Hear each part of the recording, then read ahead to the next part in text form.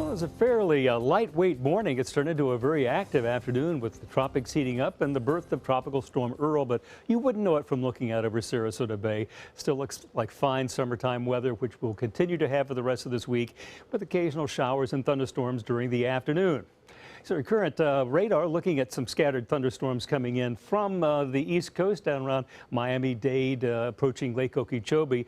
Remember last time we got some strong storms, there was a whole bunch of them that came from the southeast over our direction. This is mainly from the prevailing southeasterly flow that will encounter our sea breeze later today and should see scattered showers and storms develop and cool us off a little in the afternoon, we hope, if the timing is just right and the location is just right. There are also some storms offshore that are now dissipating, moving away from us. That's no threat.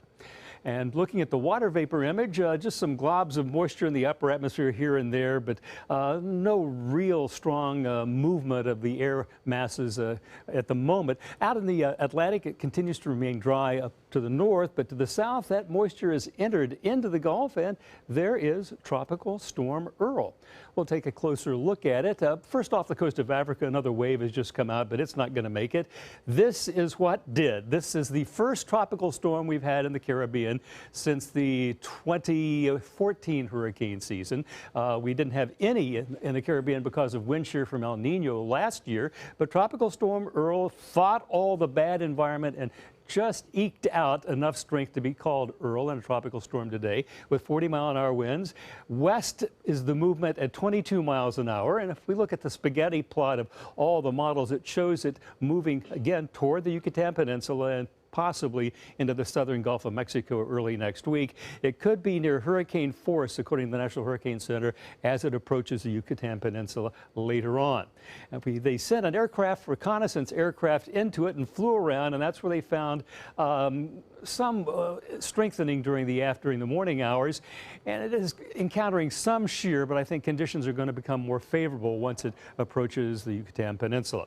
Now across the nation, cool and wet in the north, hot under high pressure, and we're influenced by high pressure too, but look how far away Earl is from us, and with that trajectory, it's not really going to be influencing our weather at all. The RPM computer forecast model shows scattered showers and thunderstorms this afternoon developing, especially in inland areas. Some of that could blow back and some of the outflow boundaries creating other showers and storms.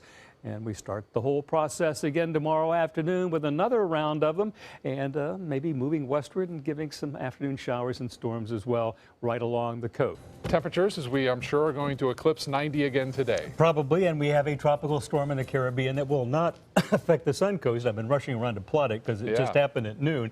Tropical Storm Earl lives.